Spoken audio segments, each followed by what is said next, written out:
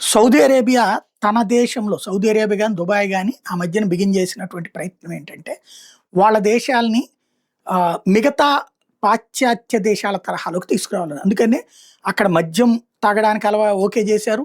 అట్లాగే అక్కడ మహిళలకి ఇదివరకు ఉన్నటువంటి వస్త్రధారణ రిస్ట్రిక్షన్స్ తీసేశారు. స్వేచ్ఛగా చేసుకోమన్నారు. దానికి తోడు వ్యాపార వాణిజ్యాలకి పర్మిషన్లకి ఏడుబిచ్చుకు తినకుండా సులభంగా వచ్చేటట్టు ఈవెన్ భూమి కొనుక్కునేటటువంటి హక్కులు కూడా కల్పించారు. సింగపూర్ లాంటి నగరాలు అంటే సింగపూర్ అనే దేశం ఎంత ఉందో అంత నగరాలు తమ దేశాల్లో ఉండాలని కోరుకుంటున్నారు. వీళ్ళ దగ్గర డబ్బులు లక్షల కోట్లు ఉన్నాయి కాబట్టి ప్రాబ్లం లేదు. దానికి తోడు స్పోర్ట్స్ అక్కడే పెడుతున్నారు, ఎంటర్టైన్మెంట్ అక్కడే పెడుతున్నారు.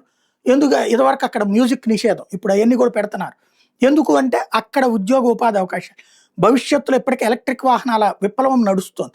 అది పెరిగిపోతే ఆయిల్ వినియోగం తగ్గిపోతుంది, పెట్రోల్ డీజిల్ తగ్గిపోతుంది. అప్పుడు ఈ దేశాలు అడుక్కు తినే పరిస్థితి వస్తుంది. సోమాలియాలాగా మారిపోతాయి. కాబట్టి దాన్ని కంట్రోల్ చేయడానికి ఇప్పుడు ఈ ప్రయత్నాలు చేస్తున్నారు. రెండో పక్కన అమెరికాని అడ్డం పెట్టుకుని పెట్రోల్ డీజిల్ మీదకే వెహికల్స్ వెళ్ళేటట్టు చేస్తున్నారు. ఆ ప్రయత్నం కూడా జరుగుతుంది. వాళ్ళకి తెర వెనకాల డబ్బులు ఇచ్చి. ఇదంతా పక్కన పెడితే ఇప్పుడు ఆశించిన మద్దతు రాలేదనుకుంటా.